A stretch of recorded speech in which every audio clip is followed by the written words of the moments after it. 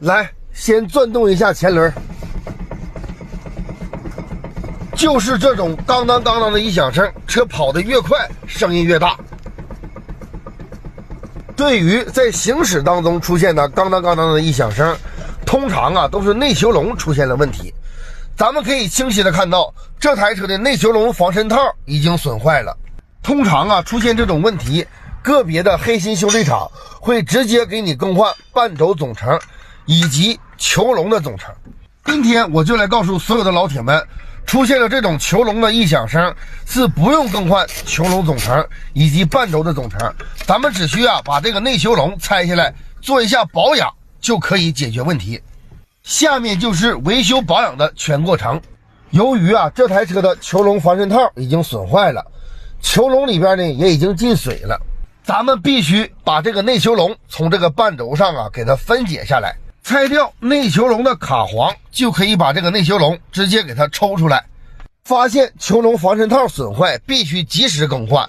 球笼是汽车上非常重要的部件，一旦它损坏了，会导致你车辆无法行驶，就是挂档都不走道。大部分的车主只要发现球笼的防尘套损坏了，或者球笼出现异响，直接就更换总成，根本没人知道这个东西可以进行保养。像这种原厂的内球笼，千万不要盲目的给它更换掉。如果你后换的副厂的内球笼装到车上会产生抖动异响，跟原车的根本没法比。所以来说，我今天采取的维修方案就是给它进行保养。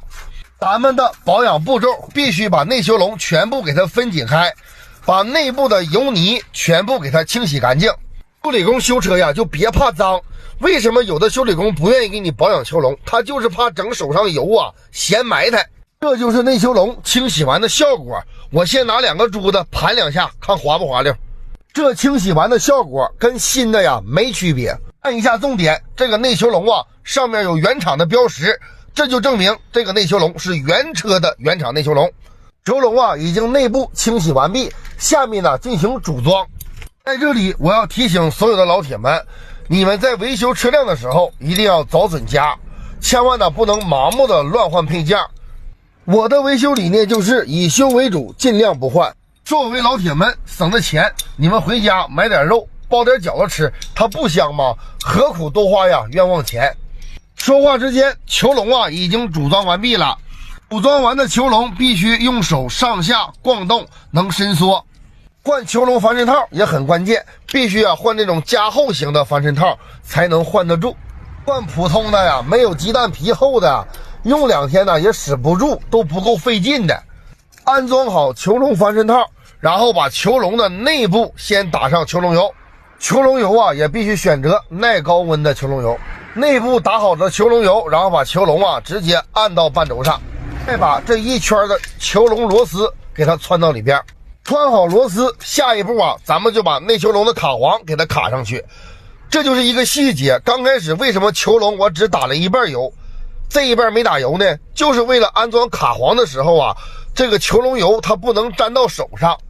安装完卡簧，再把球笼油打在球笼上，这个时候这活干的它不是瞅着干净又卫生吗？看到这里的老铁们这台车的球笼咱们已经保养完毕了。下面给它安装到车上，咱们一起期待一下效果，再用手转动一下，看看还会不会出现那种刚当刚当的异响声。我的每一个维修视频都是这么的真实，我希望把我的每一个维修的步骤，每一个细节都呈现给老铁们，希望对你们维修车辆的路上有所帮助。下面进行到最后一步关键的环节，挂好轮胎，上紧轮胎螺丝，转动前轮。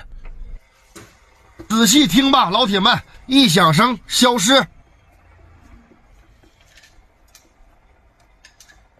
完美解决此故障。看到这里的老铁们，我这种维修的方法你们看了满意吗？